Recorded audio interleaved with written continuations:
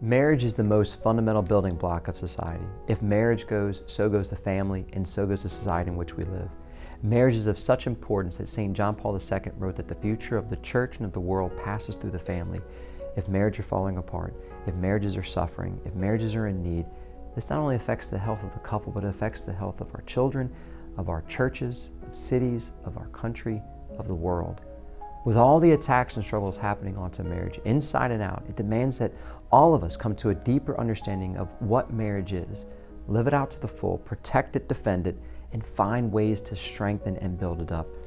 I think that some of these attacks on marriage come out of a huge misunderstanding from society and even from couples themselves concerning what marriage is exactly. At its most fundamental definition, marriage is an intimate, exclusive, and indissoluble union of man and woman at the call of the Creator for the good of the spouses and the procreation and the education of children. Think about that for a moment. The union of man and woman is this intimate, exclusive, and indissoluble, meaning that what God has joined, let no man put asunder.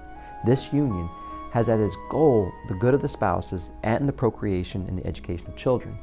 Since our ultimate good is heaven, and the education of our children is not just reading, writing, and arithmetic, but most importantly in holiness, marriage then is this place where by God's grace the two truly become one and are called to love in such a way that it will lead the other and their children to heaven.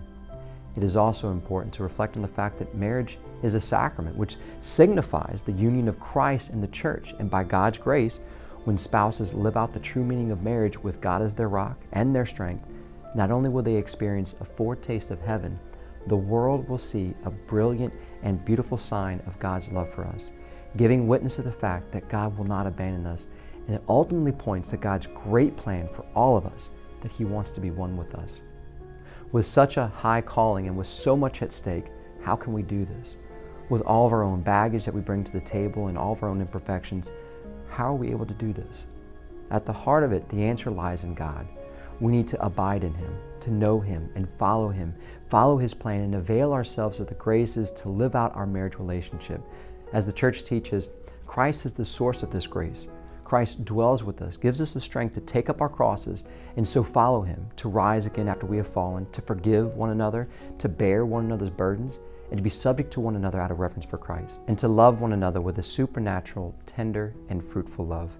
This is the hope we have in Christ. This is the grace given to us, not just to survive, but to thrive in marriage, and that by God's grace, He will perfect our love, and He will attain for us the holiness of our married life.